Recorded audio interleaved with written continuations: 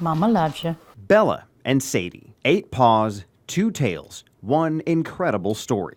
The morning of December 3rd, their owner, Maureen Hatcher, collapsed from a stroke in her St. Augustine home. I just went face first into the floor. A clot cut off the blood flow to the right side of her brain. The clock was ticking. I remember Sadie coming in, and I said, Mommy needs help. And then they were gone. Almost as if they knew they had to act quickly, Bella and Sadie ran off. The Ring camera on the front door caught the moment the loyal pets dashed across the street to alert a neighbor. Moments later, she arrives at the house. After a few tense seconds and no answer at the door, she goes inside and calls 911. Paramedics came, but instead of taking her to the nearest ER, they recognized the signs of the stroke and rushed her to Baptist's Comprehensive Stroke Center in Jacksonville. When a stroke happens, time is everything. Dr. Nima Agahabrahim says it's a decision that likely prevented permanent brain damage. Up until recently, it was believed patients that had gone untreated for as long as Hatcher were out of time.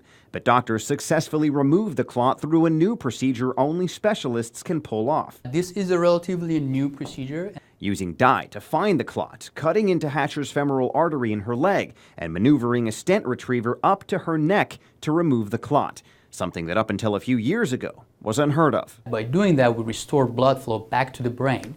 Now, making this story even more unbelievable is Hatcher's door always locks automatically, so she believes by pure chance, pure coincidence, it must have stayed slightly ajar that day to allow the dogs to get out. By rights, I shouldn't be in the shape that I'm in. So many things could have gone differently.